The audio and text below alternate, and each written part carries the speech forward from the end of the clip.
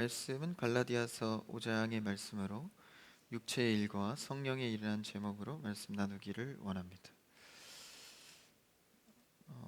금요 예배 때 히브리서 강해를 좀 하려 합니다. 그래서 조금 말씀을 이용하다가 할 수도 있고요, 바로 할 수도 있는데, 오늘은 갈라디아서 5장의 말씀으로 우리가 육체와 성령에 대해서 말씀을 나누기를 원합니다. 이 말씀의 제목과 같이 우리 신앙에는 육체의 일이 있고 성령의 일이 있습니다. 그런데 본디 신앙인이라 한다면 우리는 성령의 힘을 입고 살아가는 자들입니다.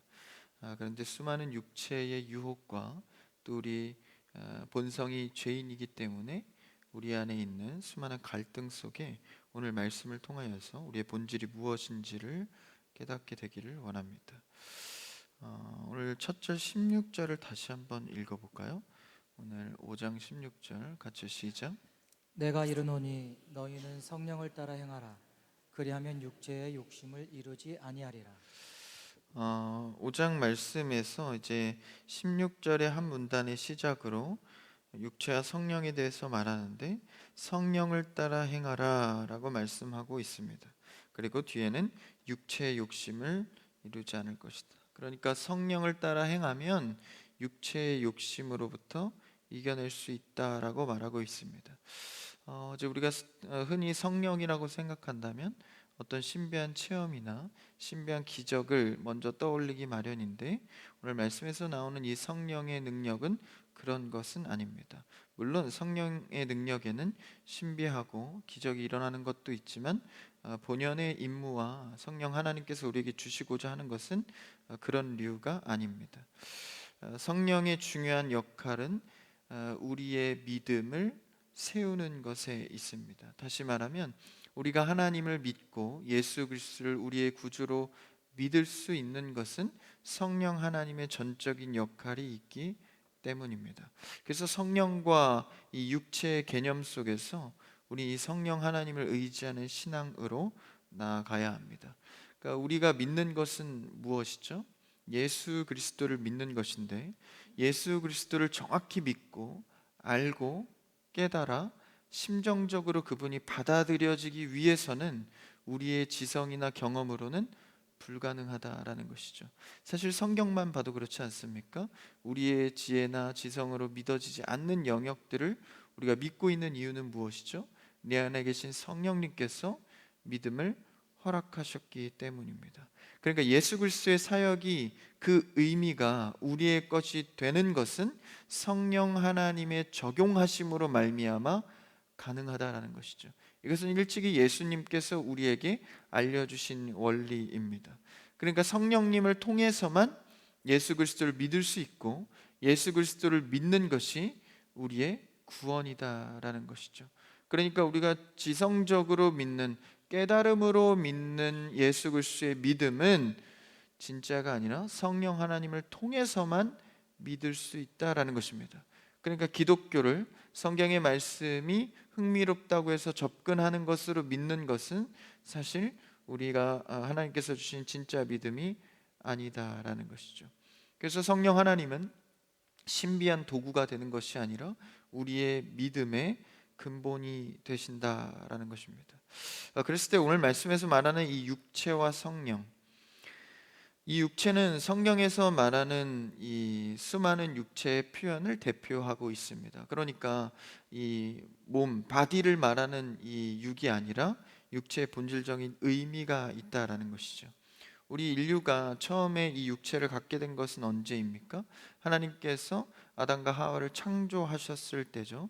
그때 흙으로 인간을 빚으시고 그것에 생기를 불어넣습니다. 그랬을 때 산영이 되어서 하나님께서 원하시는 하나님께 생기로 말미암아 인간이 만들어진 것이죠. 그 장면을 한번 우리가 읽어볼까요? 창세기 2장 7절인데 같이 읽읍시다. 시작. 여호와 하나님이 땅의 흙으로 사람을 지으시고 생기를 그 코에 불어넣으시니 사람이 생명이 되니라. 성경에서 처음 나오는 성령의 장면인데요, 하나님께서 흙으로 사람을 만드시고 그 코에 생기, 다시 말하면 성령을 허락하신 것이죠. 그래서 우리 인생이 하나님의 영으로 말미암아 하나님의 생기로 말미암아 창조되었고 시작되었다라는 것입니다. 그러니까 하나님의 생기가 있는가 없는가의 차이는 완전히 다른 삶을 의미하고 있는 것이죠. 그래서 우리가 그분의 생기 안에서 살아가도록 우리는 DNA적으로 만들어졌다라는 것입니다. 여러분, 하나님 앞에서 주의 생기로 살아가는 여러분 되길 축복합니다. 주의 생기가 없으면 우리는 하나님께서 원하시는 삶의 방향으로 살아갈 수 없는 것이죠. 그래서 우리가 그 하나님의 생기를 잃은 것이 언제입니까? 아담과 하와에게 죄가 들어왔을 때 하나님의 언약을 인간이 깨고 하나님의 생기를 잃어버린 상태가 된 것이죠. 우리는 본디 그분 안에서 살도록 창조되었고 그분의 생기로 살도록 시작되었지만 죄가 들어와서 그 본성적인 타락이 시작됐습니다. 그래서 하나님의 영이 인간에게서 떠나간 것이죠. 창세기 6장 3절에서는 그 모양을 이렇게 표현하는데요. 읽어볼까요? 시작. 여호와께서 이르시되 나의 영이 영원히 사람과 함께하지 아니하리니 이는 그들이 육신이 됨이라. 그러나 그들의 날은 120년이 되리라 하시니라. 그들이 육신이 됨이라. 그러니까 여기서 말하는 육신이 됐다라는 것은 그냥 몸뚱아리 바디를 말하는 것이 아니라 하나님의 생기가 없는 인간의 인생이 시작되었다라는 것이죠. 그것을 표현하여서 육신, 육체가 되었다라고 말하고 있습니다. 하나님의 영이 인간의 인생에서 떠나갔다. 그것을 오늘 육신의 상태, 육체다라고 표현하고 있는 것이죠. 하나님을 떠난 상태, 다시 말하면 이것은 죄인의 인생입니다. 그래서 육신적이다, 육체적이다라는 것은 하나님을 대적하고 떠난 상태 자체를 말합니다. 그래서 이스라엘 백성들이 이제 계속해서 처음부터 아말렉의 대적을 받죠. 이 아말렉의 의미는 이 죄인 아말렉이라고 표현하는데, 이 아말렉은 계속해서 이스라엘 백성들을 대적하고 하나님의 일을 할 때마다 반대했던 세력입니다. 그래서 그 아말렉을 상징하여서 죄인이다라고 표현을 하죠. 그래서 이스라엘을 대적하던 아말렉의 상징은 하나님을 떠난 상태 죄인을 의미합니다. 그래서 하나님을 대적하는 자, 다시 말하면 죄인의 상태가 되어서 우리는 하나님의 영을 잃어버린 채로 살아가게 되었다라는 것이죠. 그래서 우리를 다시 살리기 위해서 그 죄인이 하나님의 영이 떠난 몸을 위해서 성령님을 우리에게 보내주신다 약속하십니다. 요엘 2장 28절에서는 이 선지자가 이렇게 말합니다. 같이 읽어볼까요? 시작. 그 후에 내가 내 영을 만민에게 부어주리니 너희 자녀들이 장래일을 말할 것이며 너희 늙은이는 꿈을 꾸며 너희 젊은이는 이상을 볼 것이며. 내가 내 영을, 성령이죠, 영을 누구에게 부어줍니까? 만민에게. 성경을 찾아보시면 밑에 주석에 이 만민은 육체라고 표현합니다. 그러니까 내 영을 모든 육체에게 부어준다. 이 육체는 그냥 바디가 아니라 아까 설명드린 하나님의 영이, 생기가 처음에 불어넣어준 그 완전한 상태에서 떠난, 하나님의 영을 떠난 상태의 육체를 말합니다. 다시 내가 내 영을 그 떠난 육체의 죄인의 몸에 부어주리라. 이것이 뭘 생각나요? 구약에서는 이렇게 표현했고 신약에서는 이 성령을 조금 더 구체적으로 요한복음 14장 26절에서 이렇게 표현합니다. 시작.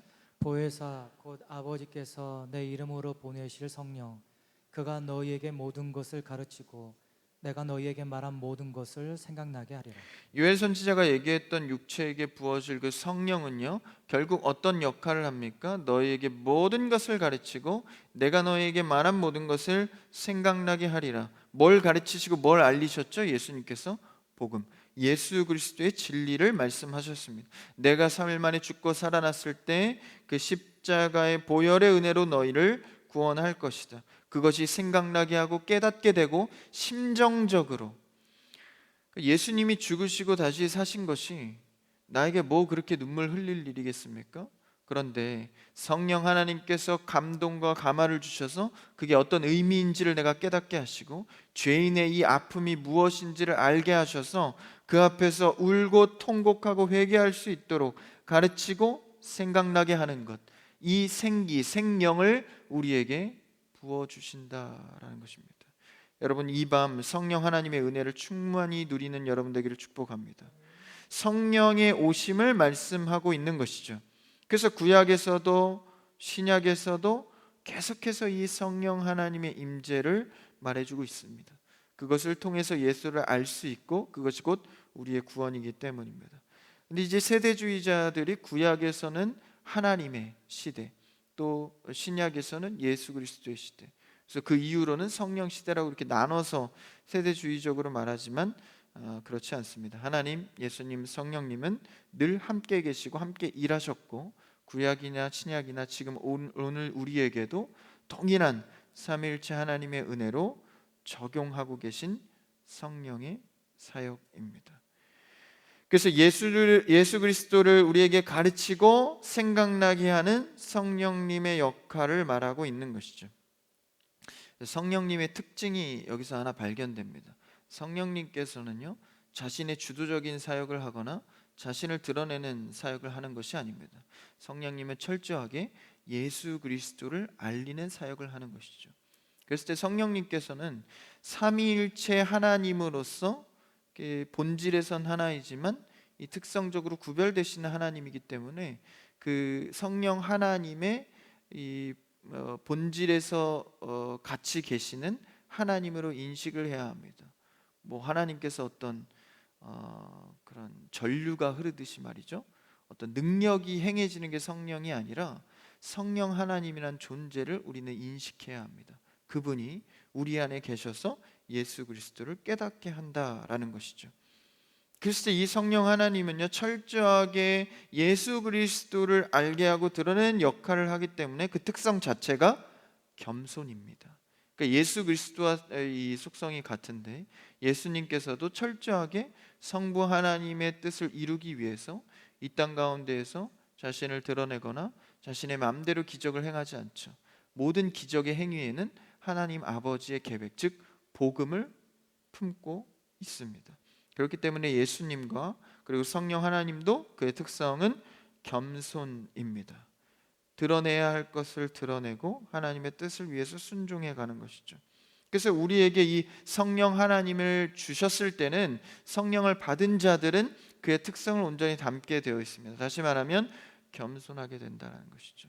성령 하나님을 통해서 겸손한 성도가 되기를 축복합니다. 겸손한 것은 성령 하나님이 내 안에 계신 상태를 말합니다. 겸양을 떨면서 내가 몸을 낮춰서 살아가는 것이 아니라 내 안에 성령 하나님의 특성인 겸손, 성령 하나님이 내 안에 계시면 겸손의 상태가 된다는 것이죠. 그래서 우리는 늘 신앙생활 속에 성령 하나님의 은혜를 구해야 합니다.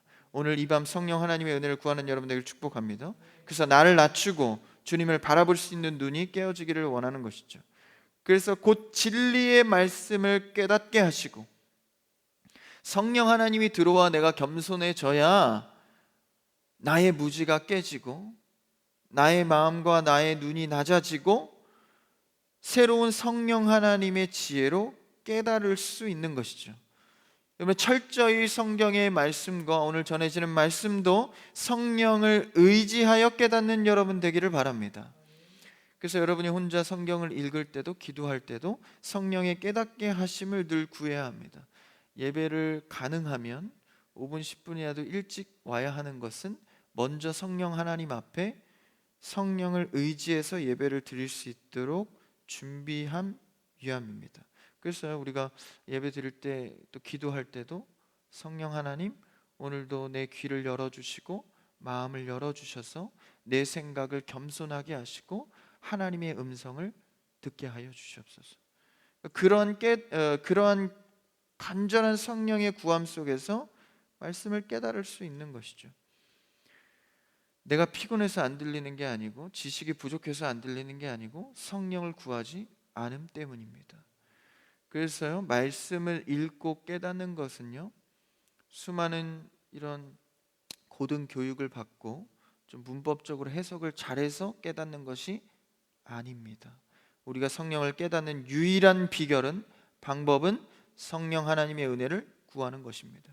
그래서 말씀을 들을 때 이 대단한 수학자나 고등교육을 받은 자도 예수 그리스도의 말씀을 깨닫지 못하는 거예요.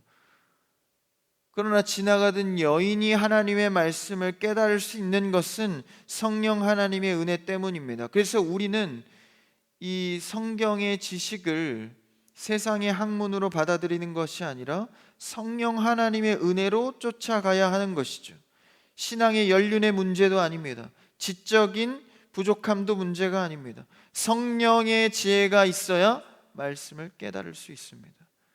여러분, 이방 기도할 때 성령의 지혜를 구하시고 삶의 수많은 문제와 성경의 어려움 속에서 해방되는 여러분 되기를 축복합니다.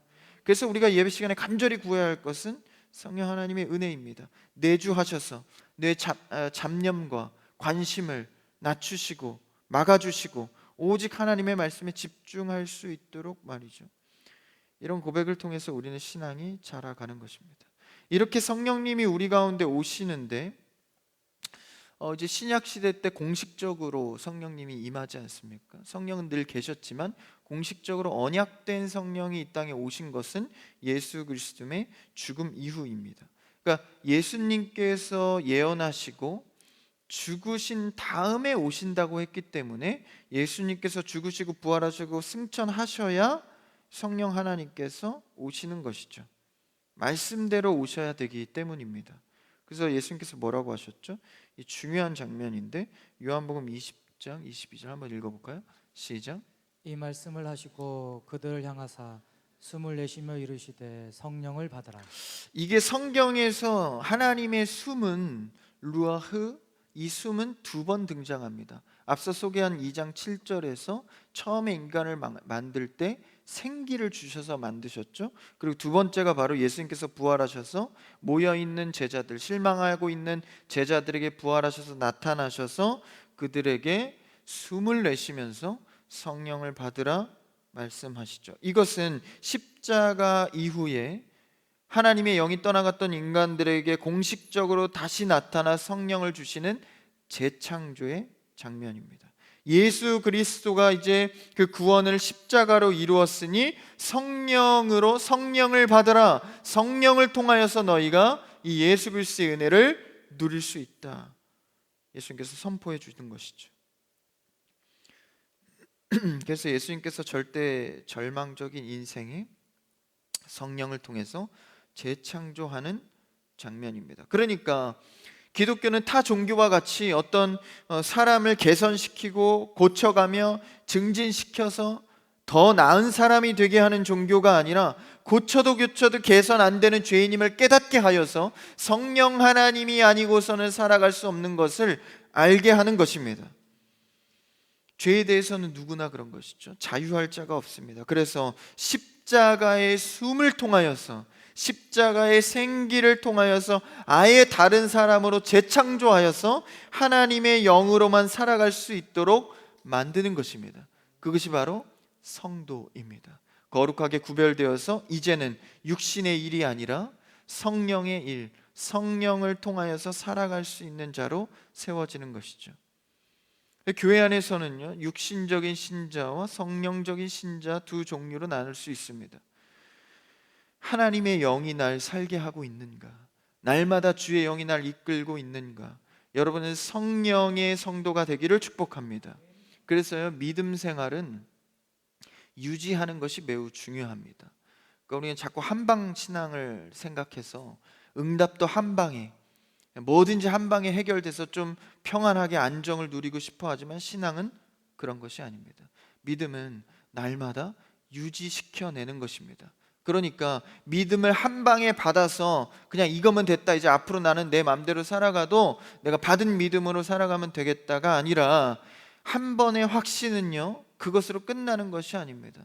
날마다 계속해서 성령을 통하여서 내 안에 믿음의 확신을 증폭시키고 유지시켜 가야 합니다. 믿음 생활은 성령을 통하여서 계속해서 확신해 가는 것입니다. 어떻게 믿음을 한 번의 확신으로 다 해결됐다고 말할 수 있겠습니까? 여러분들 은혜 받으시면 야, 이제 내가 믿음으로만 살아가리라 하지만 또 내일에 해야 될 죄인의 숙제들이 떨어지지 않습니까? 그럴 때 우리는 다시 성령 앞에 서게 되는 것이죠. 한 번의 확신으로 서는 것이 아니라 믿음의 유지로 날마다 성령을 구하는 여러분 되기를 축복합니다.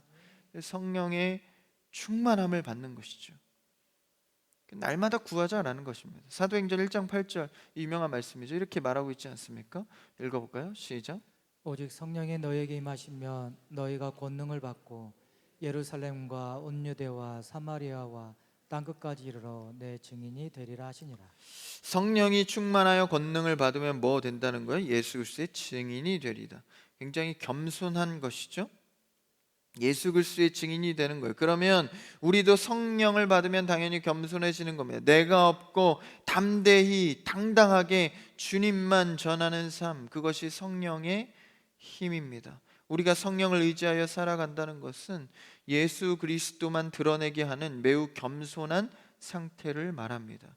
성령 하나님께서는 우리를 충만하게 하시는 것은 예수 그리스도를 드러내게 하기 위함입니다. 믿음을 유지할 때 예수 그리스도에 대한 지식이 충만해지기를 축복합니다. 근데 성령을 이제 잘못 받아서 이제 좀 이렇게 강한 어떤 뭔가를 강하게 이루어야 할 것 같은 것으로 오해하지만 사실 성령의 충만함은 매우 겸손한 상태입니다. 함부로 나서지 않고 함부로 말하지 않고, 그렇죠? 어떤 광적인 신앙을 하는 것이 아니라 잠잠해지는 것이죠. 왜냐하면 내가 죽고 예수 그리스도만 드러나야 하기 때문입니다. 그래서 더도 말고 덜도 말고 예수 그리스도만 드러나는 삶이 바로 성령 충만해지는 겸손한 삶입니다. 이 성령의 겸손을 다 받는 여러분 되길 바랍니다. 한번 같이 찬양하기를 원하는데요, 나를 낮추고 성령이 충만해지기를 원합니다. 우리 말씀을 생각하면서 같이 찬양으로 고백하기를 원합니다. 한번 같이 찬양할까요?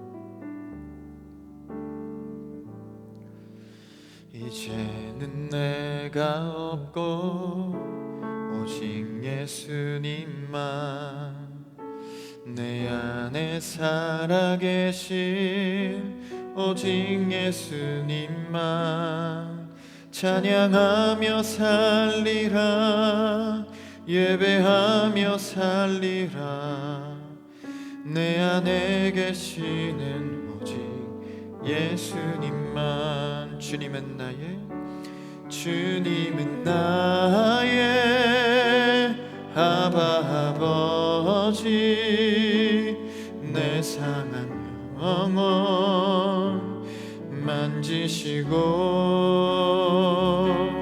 주님은 나의 하늘 아버지 나의 모든 것 주님께 맡기리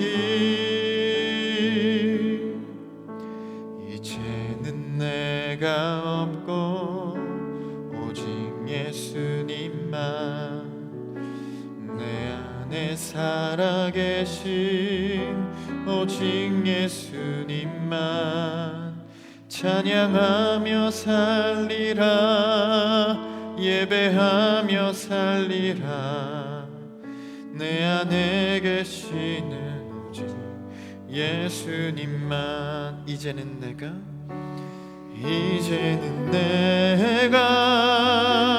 주님과 함께 십자가 위에 죽었으니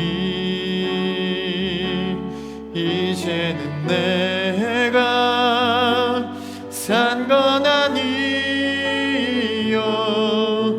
내 안에 주님이 사신 것이라 아멘 이제는 내가 없고 오직 예수님만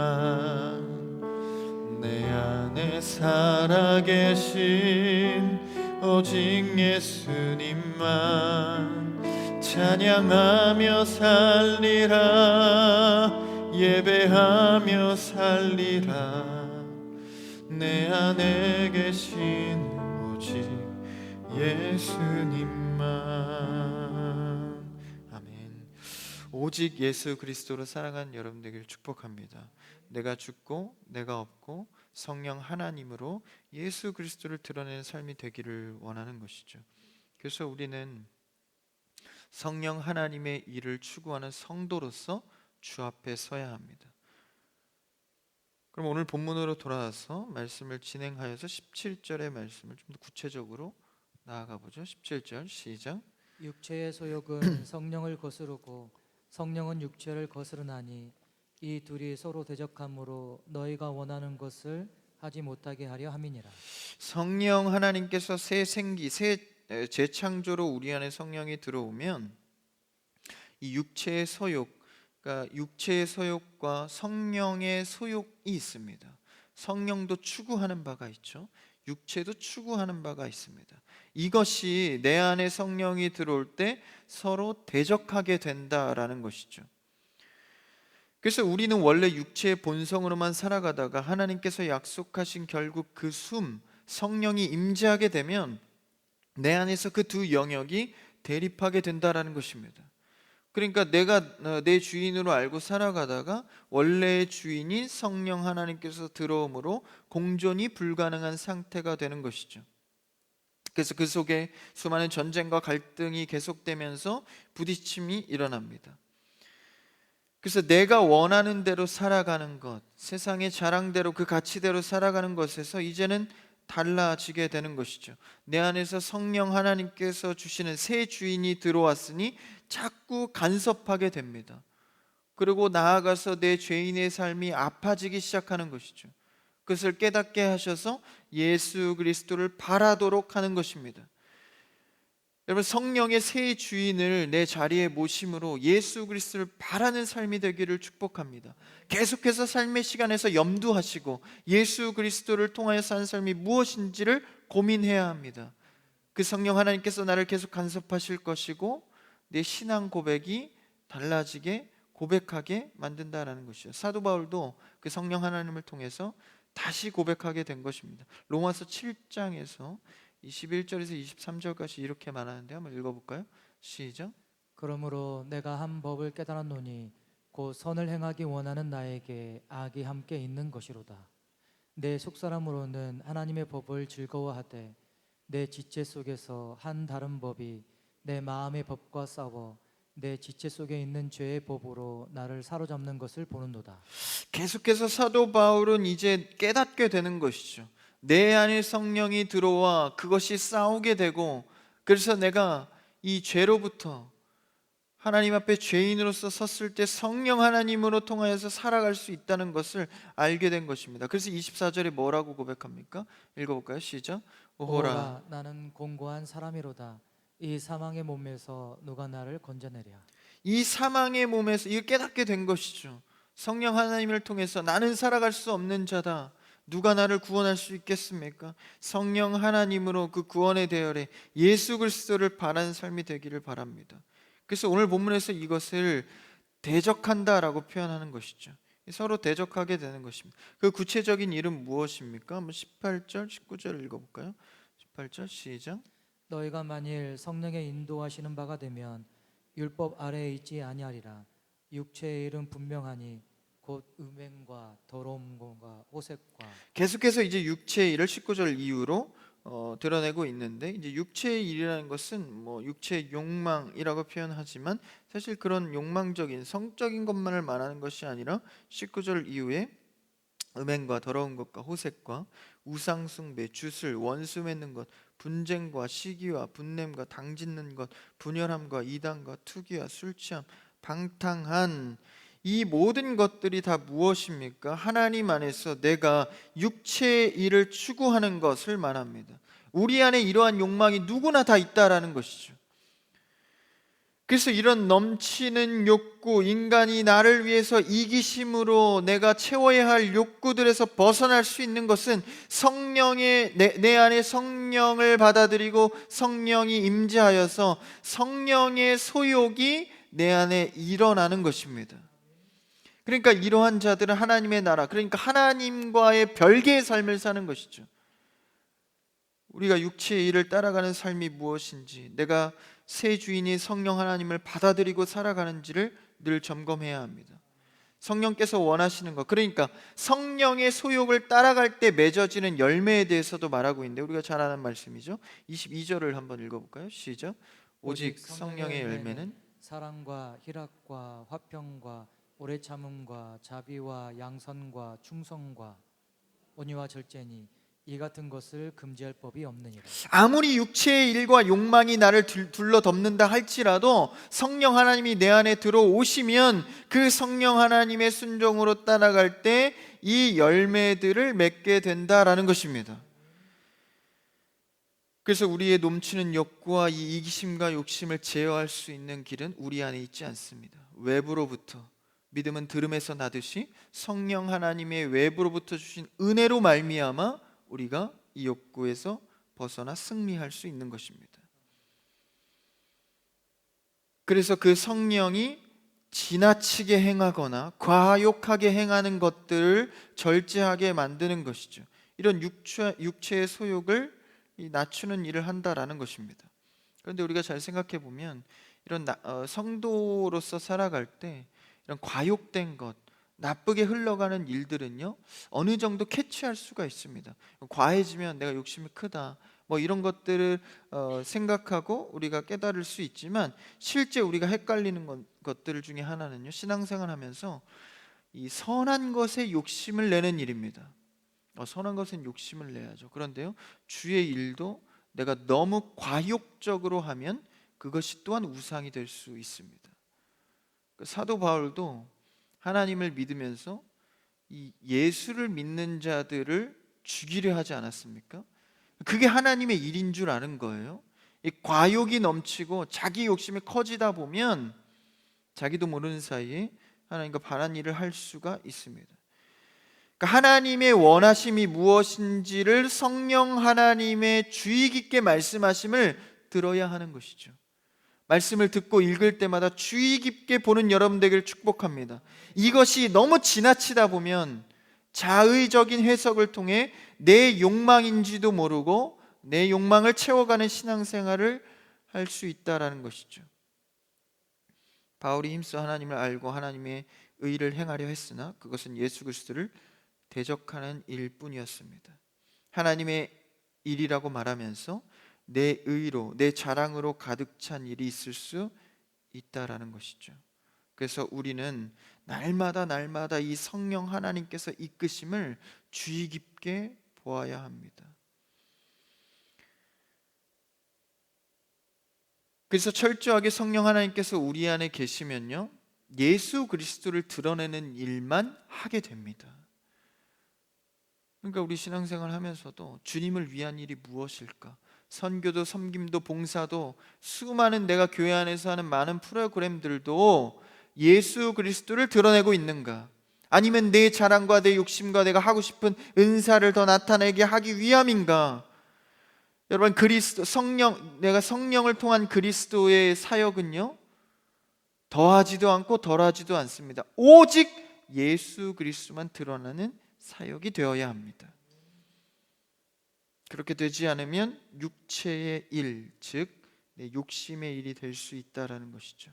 그래서 우리는 육체의 일과 성령의 일의 이 분기점과 갈등 속에서 우리는 날마다 십자가를 지신 예수 그리스도 안에서 그 십자가의 숨을 생각하며 은혜의 길로 성령의 길로 나아가야 합니다. 내 의욕과 욕심과 육체의 욕망을 제어할 수 있는 길은 오직 성령을 의지하는 길입니다. 그래서 오직 성령의 열매가 사랑과 희락과 화평과 오래 참음, 자비, 양성, 충성, 온유, 절제가 내 안에서 날마다 열매 맺어 가기를 축복합니다. 그래서 우리는 주님만 드러나는 분량이 넘치지도 덜하지도 않는 예수 그리스도로 살아가는 성령의 성도가 되기를 축복합니다. 24절만 읽고 마치겠습니다. 24절 읽어볼까요? 시작. 그리스도 예수의 사람들은 육체와 함께 그 정욕과 탐심을 십자가에 못 박았느니라. 아멘. 우리가 성령 하나님으로 십자가에 우리의 욕망을 못 박는 성령의 일을 도모하는 우리가 되기를 축복합니다.